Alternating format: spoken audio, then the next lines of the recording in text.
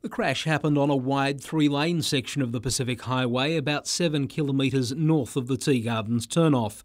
Police believe the car, being driven south by a 47-year-old Newcastle woman, crossed onto the wrong side of the road after rounding a bend. Her vehicle slammed into an oncoming B-double that careered off the highway after the impact. The stretch is earmarked for elimination under the Pacific Highway upgrade jointly funded by the state and federal governments. For local MP John Turner, it's further proof the Tea Gardens Bulahdelah section needs to be given priority. Well, obviously, if you've got dual carriageway, then the risk of accidents such as this is vastly reduced, and that's why the state government simply has to get on with it. At this stage, the crash scene falls into the 23-kilometre second and third stage of the Bulahdelah to Karua upgrade. The Roads and Traffic Authority's website only says a start on those will happen at a later date. But John Turner argues after the signing of the Auslink Transport Funding Agreement, there should be no further delays. There is no reason why it can't start immediately. There is a long lead time, we all admit that. But whilst we have this delay in the upgrade of the road, we're going to have more deaths. We've seen it tragically in recent days here. Gary Blair, NBN News.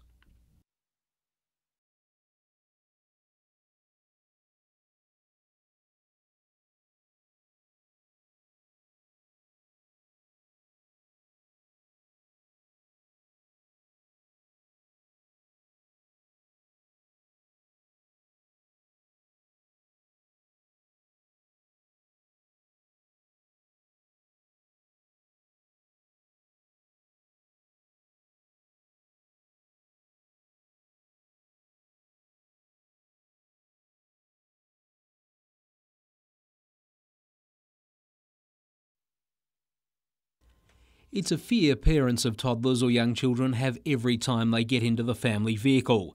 Despite drivers checking their rear vision mirrors, Motor Accident Authority statistics reveal one child per week will be run over in the driveway of a home.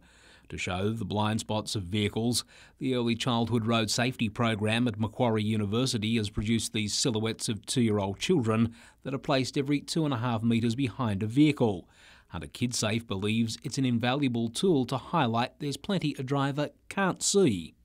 So that we can show people how it looks a long way behind, and you think just first looking at it that you would be able to see those children out of the rear vision. But once you actually get into the driver's seat, as we saw, you cannot see those children. And four-wheel drives are not the only vehicle involved in these types of accidents. It isn't the case, that's true. I mean, they are overrepresented, but it can happen with any vehicle. The Child Accident Prevention Organisation's advice to parents when moving the family vehicle: know where your children are. You put your eyes on your child. If you know you can see where your child is and you're reversing, then your child is safe. Gary Blair, NBN News.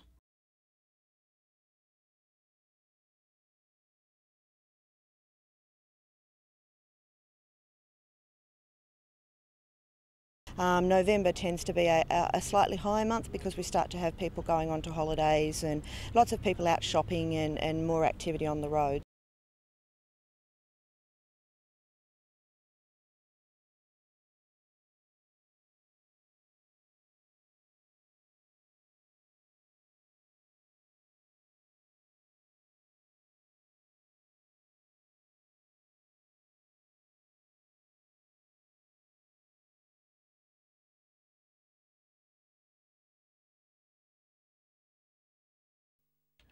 For some women, getting married is the ultimate fairy tale come true. It's the most romantic time of their life, absorbed by the excitement of the big day. For others, such as Kelly Hilda, who's soon to be wed, it's about commitment and companionship. Marriage is all about commitment and passion and expressing your love for each other. So getting married to me is like a public declaration saying, I want to marry you and you're the love of my life. It's these different meanings and values of marriage which Emma Kirby, a sociology master's student, is researching. A lot of people do want the big white wedding, or they want to kind of have that really romantic idea of spending the rest of their life with someone. A lot of other people don't want to grow old alone, and they want that companionship and security as well. Recent research indicates young women are increasingly cautious of marriage and about the implied commitment to domestic work and motherhood. However, not many studies have focused on the ideologies of marriage.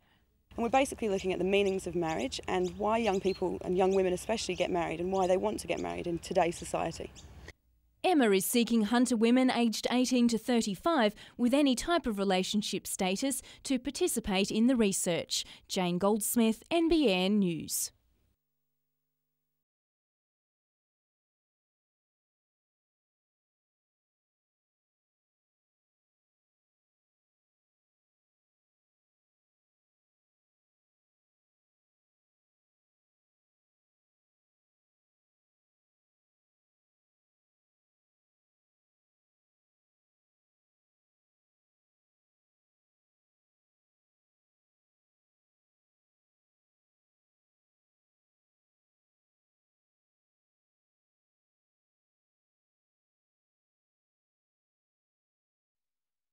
Ray Masters and his 5 marathon mates started bowling on Sunday afternoon and haven't stopped. At 1 o'clock today, they reached a major milestone.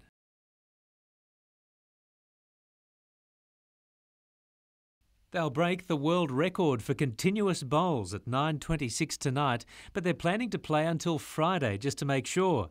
And there's only one word to describe the way they're feeling tonight. Buggered. Yeah, absolutely buggered. It's been a big effort from all the boys, trying our best to get this record on board. The aim is to raise $50,000 for Ray's 16-year-old daughter Elizabeth, who's undergoing chemotherapy for the autoimmune disease lupus, which attacks the body's healthy cells and tissue. My daughter Elizabeth, God love her, yeah, she has this disease. Unfortunately, takes over 100 tablets a week, and yeah, it's all about her and the thousands of other people like her. Excuse me. No time for interviews when there's bowls to be bowled, and plenty of them. Paul Lobb, NBN News.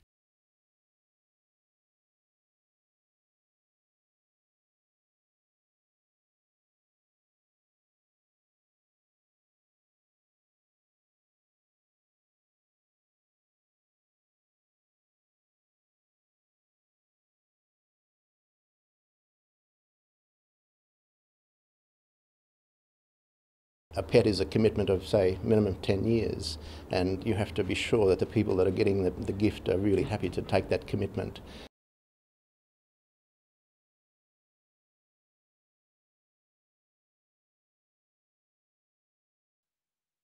Do you call a sheep with a sheep call?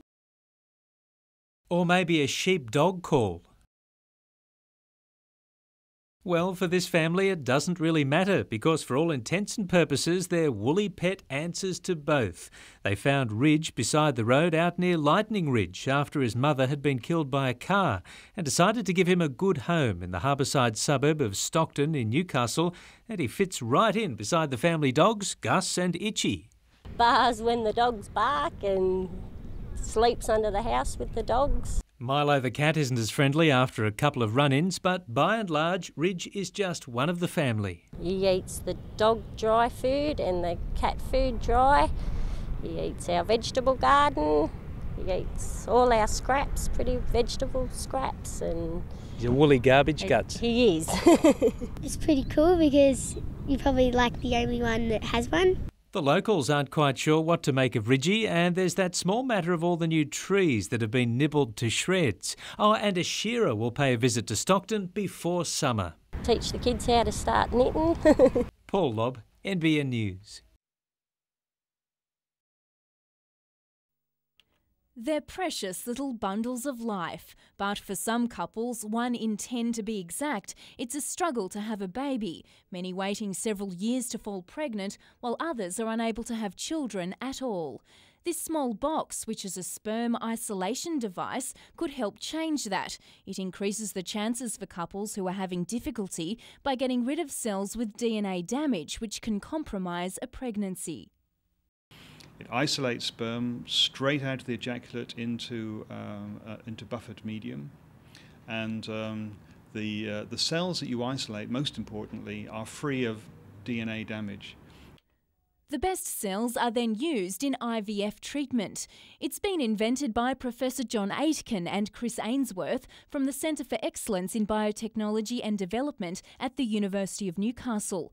Birth defects among IVF babies may also be reduced with the help of the sperm sorter. IVF is a very safe procedure, and the incidence of birth defects with IVF is not dramatically different from the normal population. But inasmuch as there is a risk there, this particular procedure should obviate that risk. Jane Goldsmith, NBN News.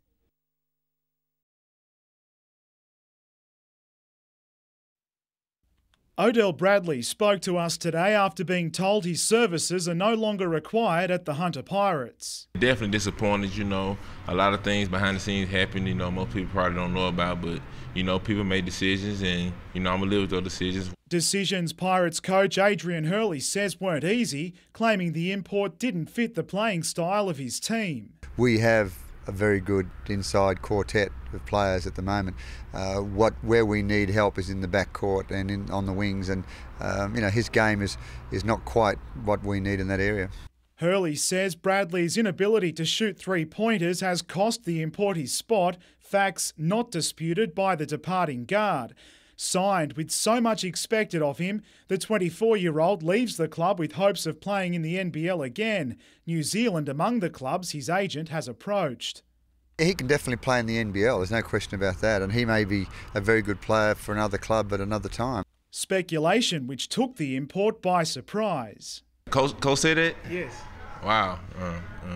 Well, maybe, a couple of things change or whatever. Maybe I could be back at this place. Having forged friendships with teammates and club management, Bradley leaves on Friday, and if another deal in the NBL can't be struck, he'll return to the United States.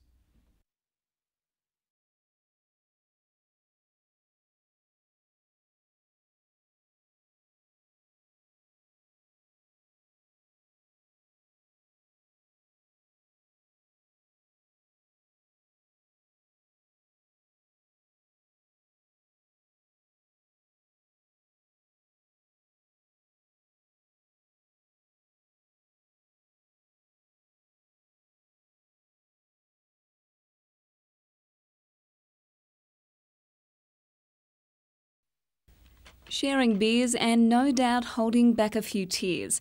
This is a group of mates who've been through some incredibly trying times. They're among the surviving members of the 1st Battalion of the Royal Australian Regiment's A Company, and this is a very special reunion. We're just like a big family of brothers, and it's just like a homecoming. 40 years ago today, they fought the Battle of Hill 82 in South Vietnam. 2 of their comrades did not survive, and the bodies of Lance Corporal Richard Parker and Private Peter Gilson were never retrieved. I was right there. I was the furthest one forward, but I couldn't do much because the enemy was just too dug in. I think you'll never stop thinking of them because it's they were part of your life. But you can see how important gatherings like this are for remembering the good times as well. This is a marvellous feeling. It makes the heart pound. It's really, really spectacular. Jessica Phyllis, NBN News.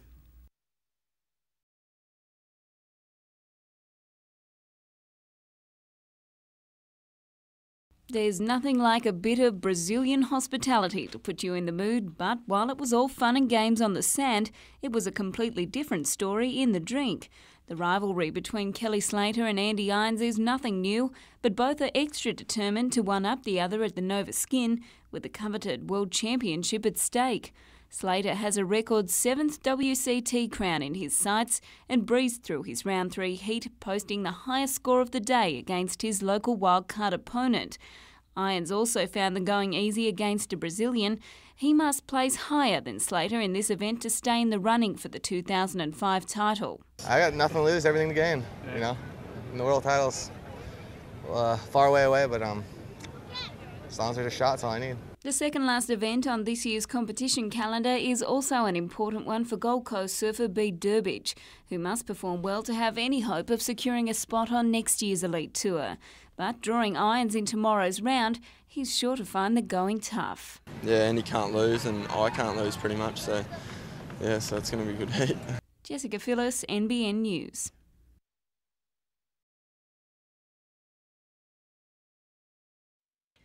It's an Australian first, a permanent exhibition devoted to the normally closed world of fraternal societies.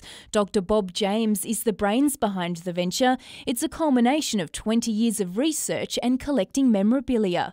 It's been largely my intention to demystify a story that some people regard as strange, exotic, mysterious, and just to point out that it's been fundamental to Australian society for at least 200 years.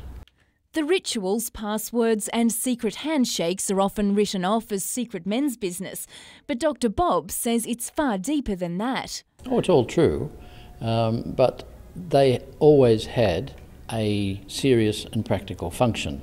They were designed to protect the funds that the organisation had collected or to protect the skills that were being passed on. In Australia, friendly societies were developed by early settlers who banded together to provide hospitals and medical services they lacked, which eventually evolved into modern-day private health funds.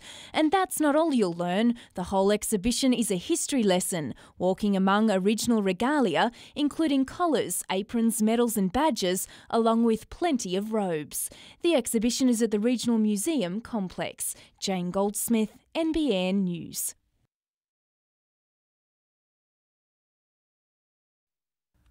The discovery of a damaged fiberglass boat near Karua in early June 2000 sparked the search for Harry Gordon. The then 51-year-old was reported to have been travelling along the Karua River toward Port Stephens when the apparent mishap occurred. Searchers were unable to locate Mr Gordon's body, leading to an inquest held 10 months later by then Deputy State Coroner John Abernathy to find the Sydney businessman had drowned. However, recent information suggesting Gordon was not dead led Lower Hunter detectives to arrest the 56-year-old at Sydney Airport last night after he arrived on a flight from New Zealand. Harry Bentley Gordon, whose address on court papers was listed as unknown, appeared before Sydney's Waverley local court today on charges alleging public mischief, fraud and passport offences. He was refused bail and remanded in custody. Gordon will appear before Raymond Terrace local court next week. Gary Blair, NBN News.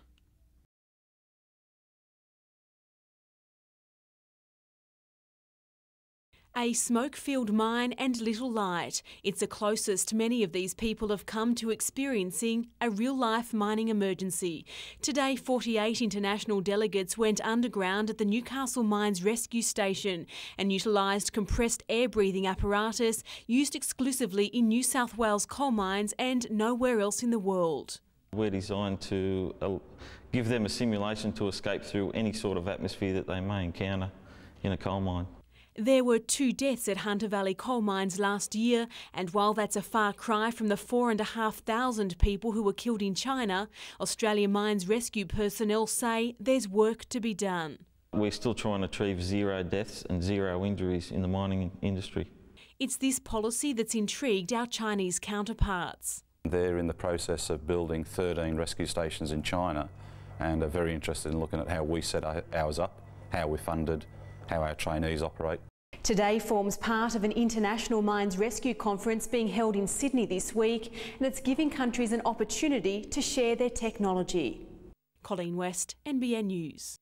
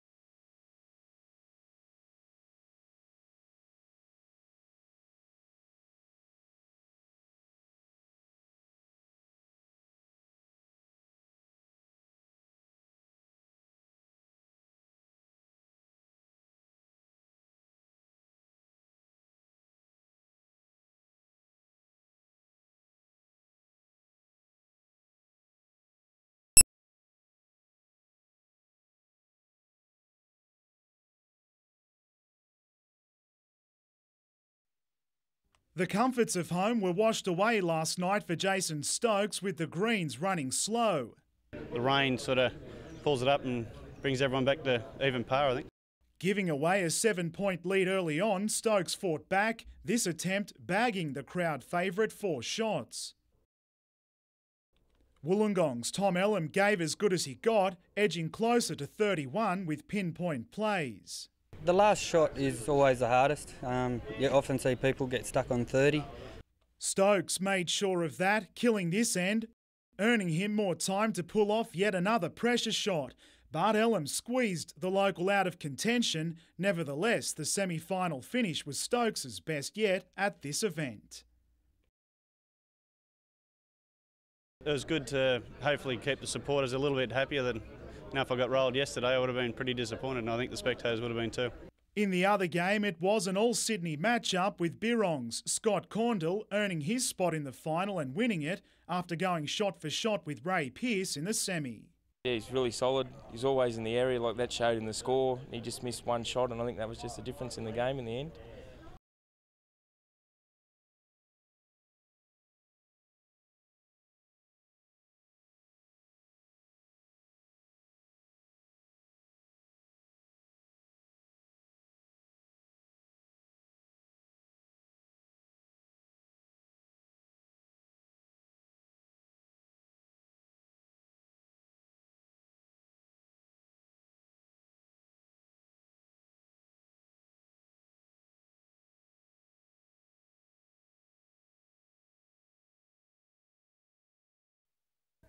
It's the latest highlight in a distinguished medical research career.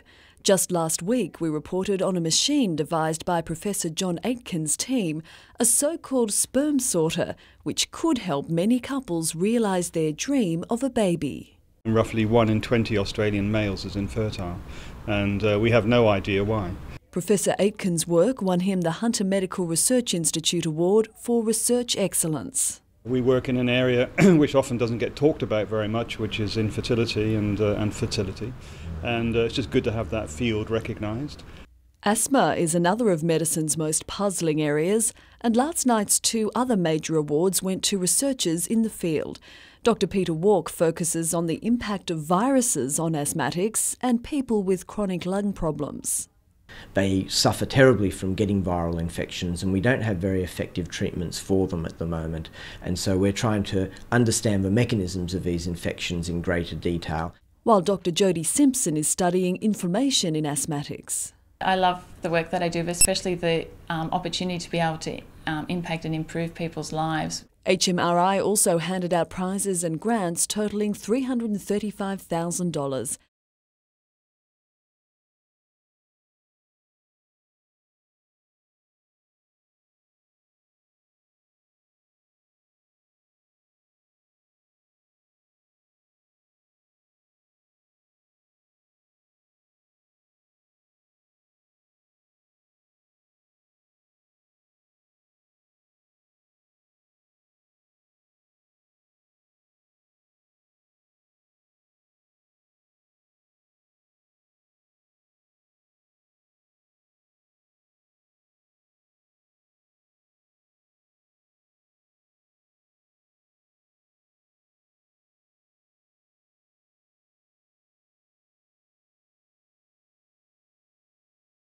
On the inside by Cootamundra Girl, 4 lengths away to Waterpool. Texas Goal, want to get a move on her, and then came Manizzi Hypo and well back Betty Can Flyer. Poison Ivory's a big leader on the turn. I don't think they'll pick him up. He's about 8 lengths and going strongly. Poison Ivory too good for Cootamundra Girl. Texas Gold, Albert's on fire. Waterpool, and then came Jack Pacino, Manizzi Hypo.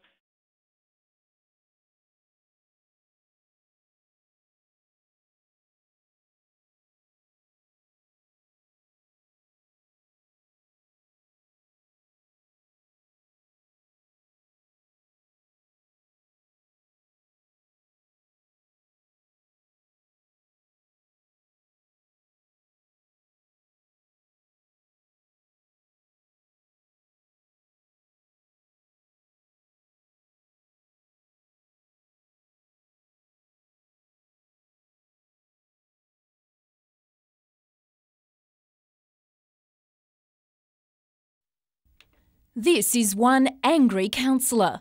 Well, I'm outraged, really. I'm outraged that the state government would override the wishes of the people of Newcastle. He says Planning Minister Frank Sartor's comments that council was dragging its feet are totally untrue. Councillor Osborne says when it comes to deciding the future of one of Newcastle's most important development sites, the council should take careful consideration. The biggest fear is the state government will ignore the people of Newcastle and put lots and lots of buildings on the site, lots of apartments, high-rise. But the Lord Mayor says the minister's decision was not unexpected. Well, I've been flagging for some months that if we don't get the job finished, someone else will finish it for us. That's exactly what's going to happen. The Planning Minister will also become the consent authority for this 50-hectare site at Fletcher, known as the Danlands, which has been earmarked for residential development for about 5 years. Meanwhile, a week after the state government released its draft Lower Hunter Regional Strategy, a new report has found that government should plan for 50 years ahead, not 25. Commissioned by 5 organisations, including the Hunter Business Chamber, the report predicts the need for up to 261,000 new homes in the region by 2051. Jane Goldsmith, NBN News.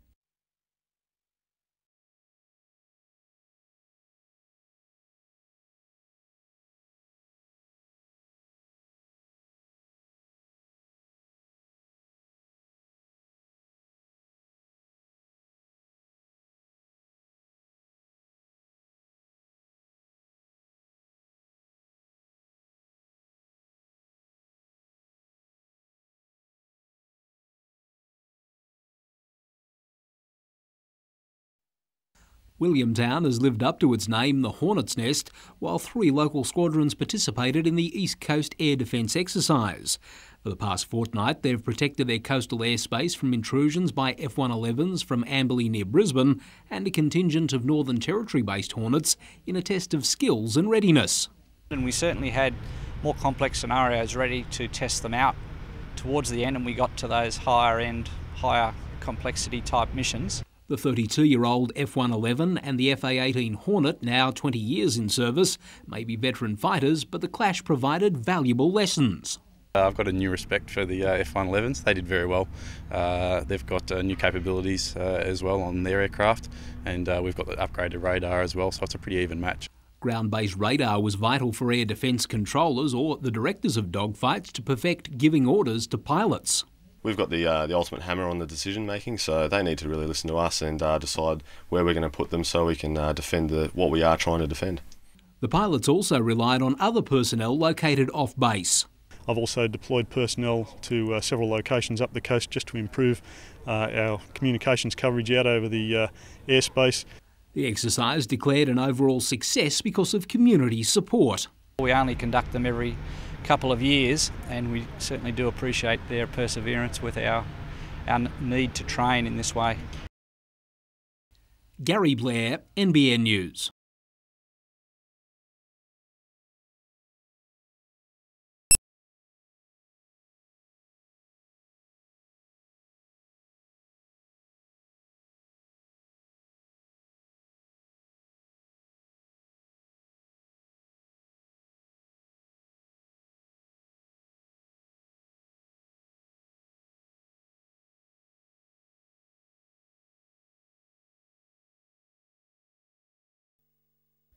Known for giving nothing away, Jets manager Richard Money has a framework in mind, and that's where it's staying until the 11th hour anyway. And no one finds that out until 6:30 tomorrow, but we'll take the same 16, and I wouldn't think there'll be too many team changes in the starting 11. Joe Wheelhouse is one of those changes. Rolling his ankle at training, the young midfielder won't play tomorrow night. Nick Carl is carting a knee injury but has travelled with the squad, tipped to again feature alongside Ante Milicic up front. Ante's a great player to play with, you just got to give him the ball and he'll do the rest, which is hard to find players that, that are always going to score the good chances. Chances too for Melbourne's younger guard, with striker Archie Thompson out due to national commitments. Experienced defenders Jeffrey Clays and Kevin Muscat will also miss the round 12 clash. Nevertheless, the Jets know Melbourne is prepared, a side seething after 3 straight losses. Throughout the season, they've changed their start lineup a few times in terms of who's playing and whatnot, so I think they have a lot of depth there. But like I said, they have a few players out, but we haven't looked at it like that. Melbourne are a great side, especially in Melbourne. Adam McIlrick, NBN News.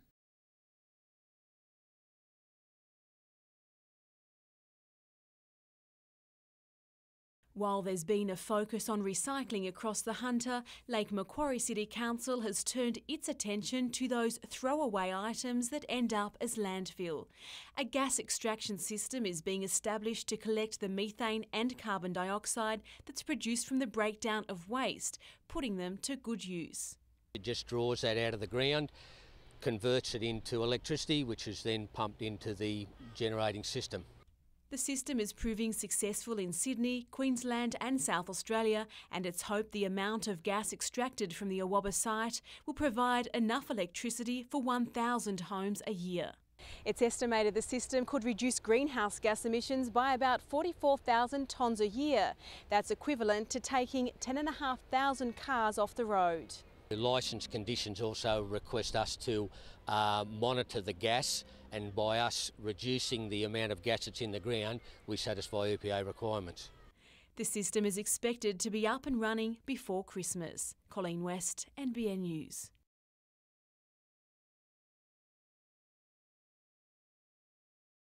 HSC exams may be all but behind them, but the work hasn't stopped for these students from St Francis Xavier College at Hamilton.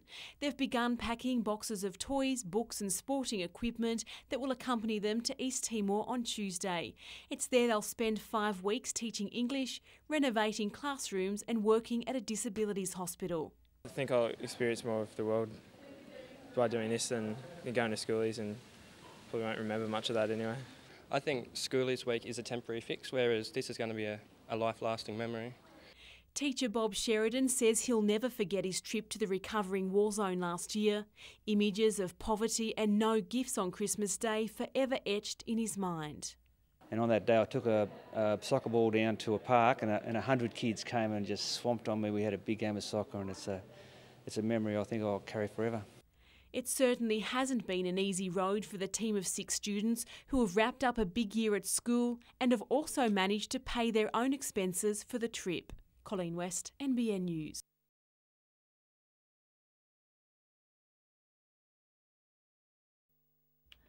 While this latest round of federal funding of $14 million for the next 2 years is more than welcome, unfortunately it seems it doesn't go far enough.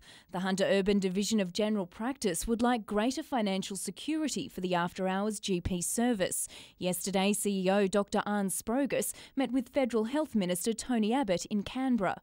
Well, he's got funding for 2 years, but he recognised that a normal service shouldn't have to go cap in hand every year, now 4 times, to 3 different ministers.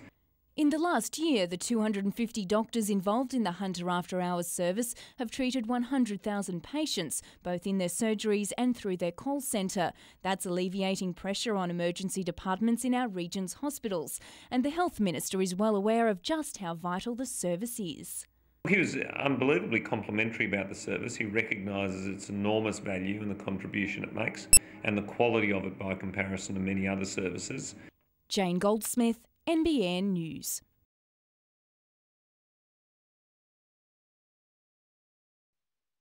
When Nelson Bay Whale Watch operator Frank Future was offered the chance to once again take custody of a boat he and his brother sold 30 years ago, he jumped at the deal. But the 77-year-old riveted iron craft, originally built for the German Navy, was rotting in a boatyard in Hawaii and needed 3 months of hard labour to get her ready for the trip across the Pacific back to Port Stephens.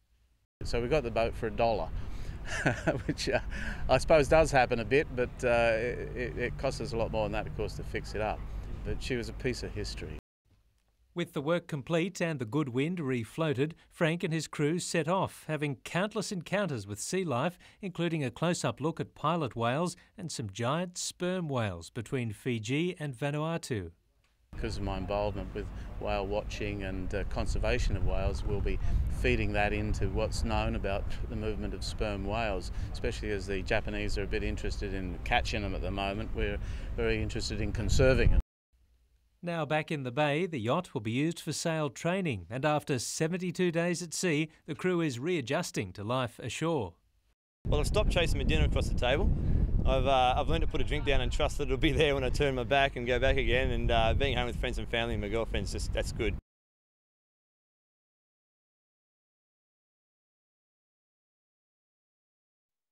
National records have been set here in the past, and track officials are expecting another to fall tomorrow night.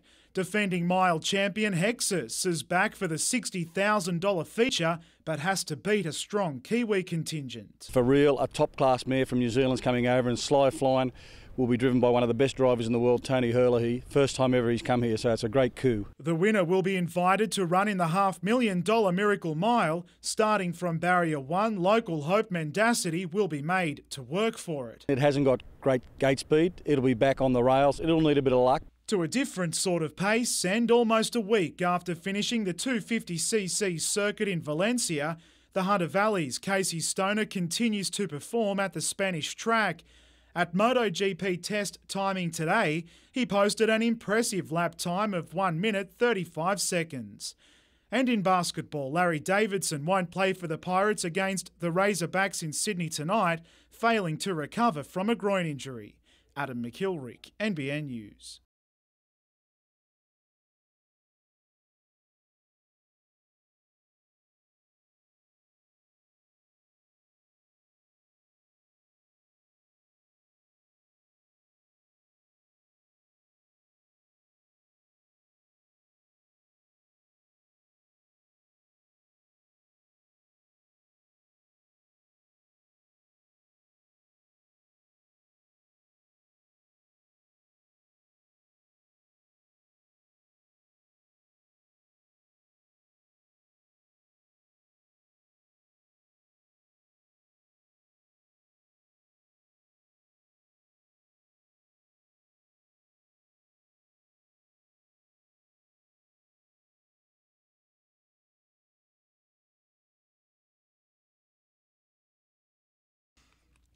It was said today in Civic Park that we can never repay them, but we can remember the enormous sacrifice they made for us. And that's exactly what hundreds of people, young and old, did right across the Hunter. 102,000 Australian soldiers, sailors and airmen have lost their lives at war, protecting our freedom and democracy. Regretfully, peace is still not with us. Many today called for world conflicts to end. The First World War, what did it achieve? Nothing. Second World War, what did it achieve? Nothing. Vietnam, that achieved nothing. It's just something that we can do without. School students played a pivotal role in the service at the Maitland Memorial Park. Poetry was recited, capturing the sentiment of the day. Remarkably, the poem was written by a 12-year-old girl from Lochinvar. We cherish the stories. Let them be told. The lives of the men and women, so brave, so bold. We will remember them, lest we forget. Meantime, pupils at Shoal Bay Primary School unfurled a special flag that was flown in Baghdad by Australian soldiers. The flag was donated by the Australian C-130 Hercules Squadron that has links to the school, forming part of the Remembrance Day activities. Todd Nardi, NBN News.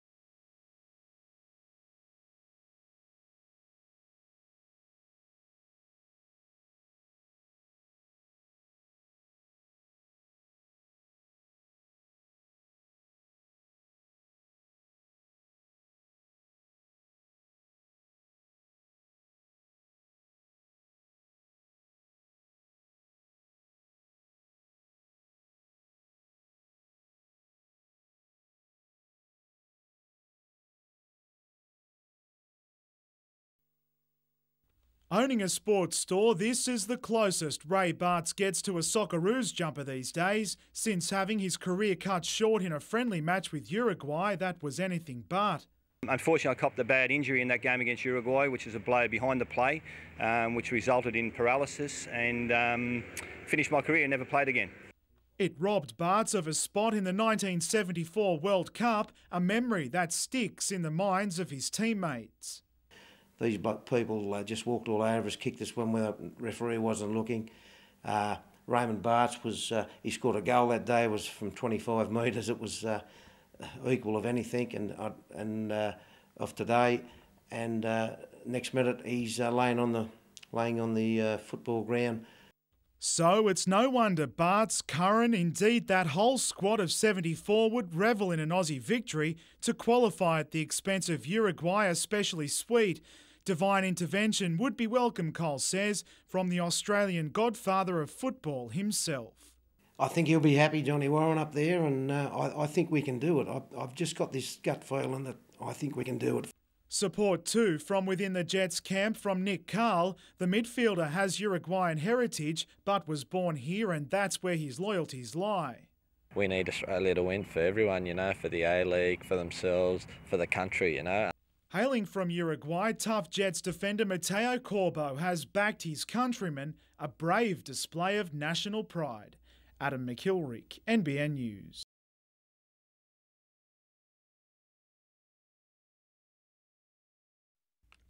Welcome to Martins Creek Public School.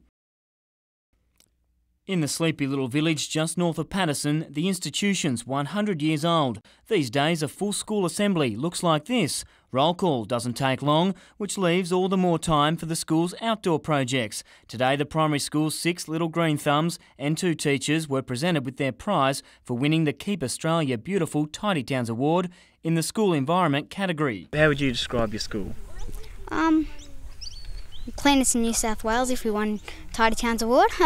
The environmental award was thanks for the students' efforts in cultivating a veggie garden. While their chook pen also played quite a role, the 6 pupils collect the eggs which they then sell to help fund their horticultural ventures.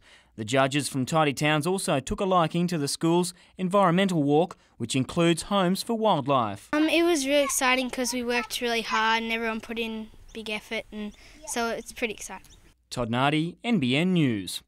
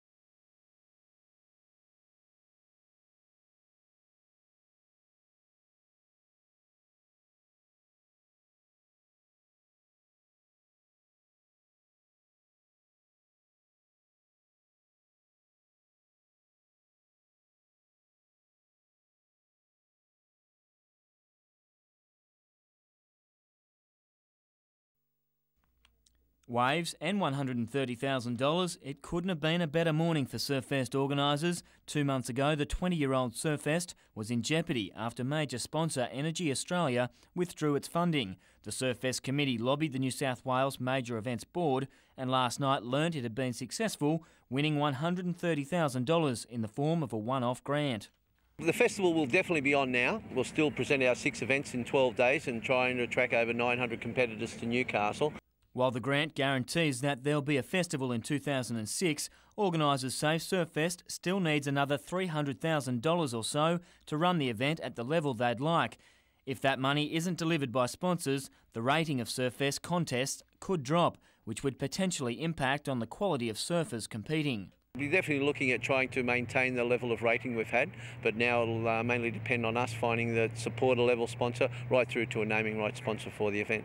As well as the cash injection, the New South Wales Major Events Board has also pledged to help Surfest secure sponsors. Surfest is Australia's largest professional surfing event. Hunter Valley Research Foundation figures show it brings $2 million to Newcastle each year. Todd Nardi, NBN News.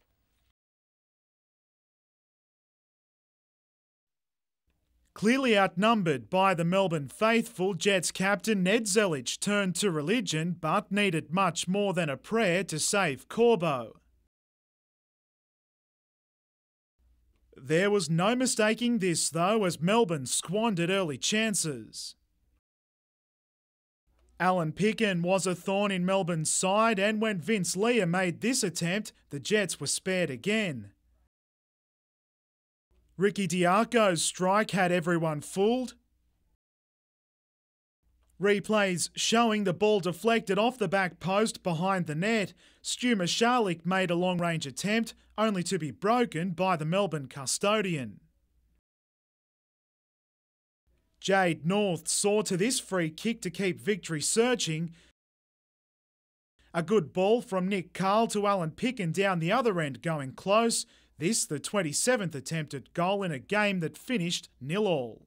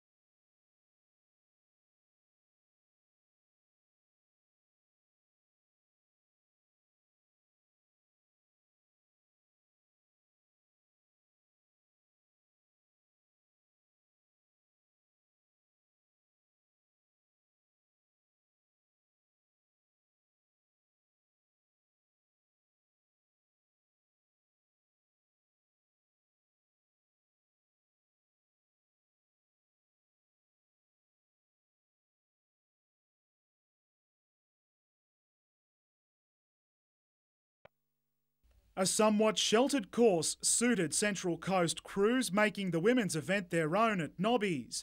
Spearheaded by Avoca Beach, a 1-2 finish in the open women's heats ensured they'd bagged the final, the club winning 5 of 7 crowns on offer. Round 4 moves to Fingal Beach next Sunday.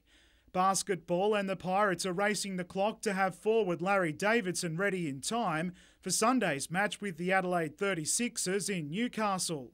One of the Pirates' top shooters, Davidson has been carrying a groin injury, with coach Adrian Hurley expecting some improvement by Thursday. Back to the pool, and with news of Grant Hackett's withdrawal from the Commonwealth Games team, it presents an opportunity for the Hunters' Hayden Jackson. Now based in Canberra and enjoying a top 10 ranking, the 1500 metre swim is his pet event.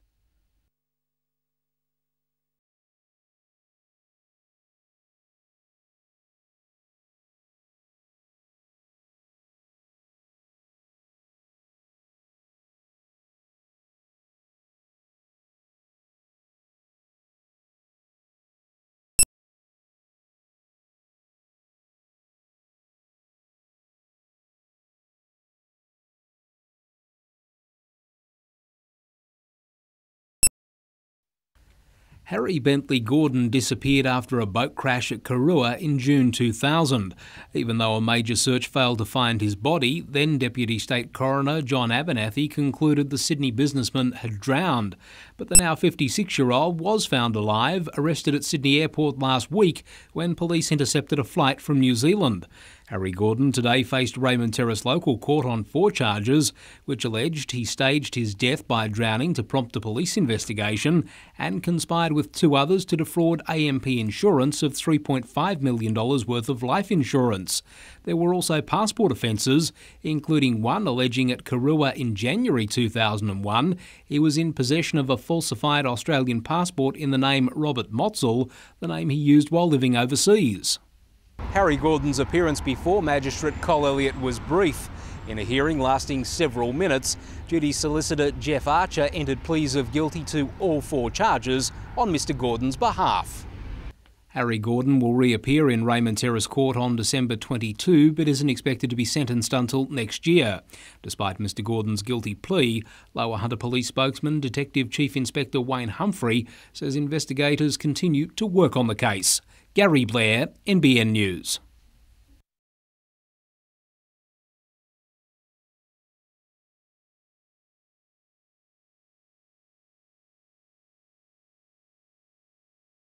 There's not too many students who can boast of shaking the Prime Minister's hand, but a preview were given that chance when John Howard made a whirlwind visit to the region today.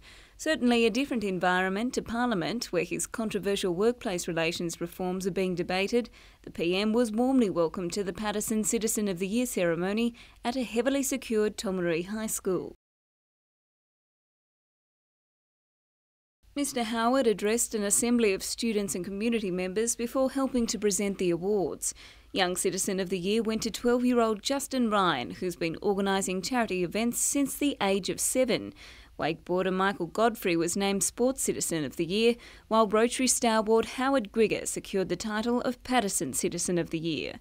When the formalities concluded, the PM posed for a few happy snaps, gave a wave to some uninvited guests and was whisked away. The Prime Minister then travelled in a convoy to this waterside address in Belmont. It's the home of developer Jeff McCloy. He's attending a private lunch here before flying back to Sydney this afternoon. Jessica Phillis, NBN News. Placard waving has become something of a replacement job for these men, and today it had real purpose. Flanked by a large contingent of police, striking Boeing workers were staging a roadside protest when word came through the Prime Minister had agreed to an impromptu meeting. 2 worker delegates got the nod for a private 15-minute conversation. We asked for the Prime Minister to give us a hand to end this dispute. 27 maintenance workers have been on strike since June, arguing for a collective bargaining agreement with Boeing. The Prime Minister was happy to listen, but he didn't give us any help. We expect workers and companies to solve these things themselves. Mr Howard also distancing the dispute from his industrial reforms. It has nothing to do with the workplace relations laws that are before the Parliament. The workers have been picketing here now for 167 days, and with the Prime Minister refusing to intervene, they're digging in even further. Hope of a resolution now resting with cases in both the state and federal industrial relations commissions. Meanwhile, Pacific National Rail workers have set up their own picket, striking for 48 hours. We want a collective bargain and EBA.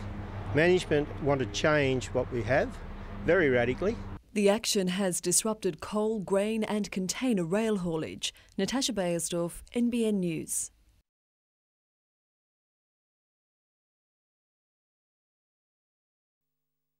Shadowed by their namesake, the Jets were also firing at Madawi. It was a break for the coach, concentrating on his own game for a change, rather than the players. I'm trying to stay as far away from them as possible. It follows yet another trip, this time to Melbourne, where the game ended with a frustrating 0-0 draw. Overall, it keeps the run going, and 11 points from the last 15, quite happy with that really.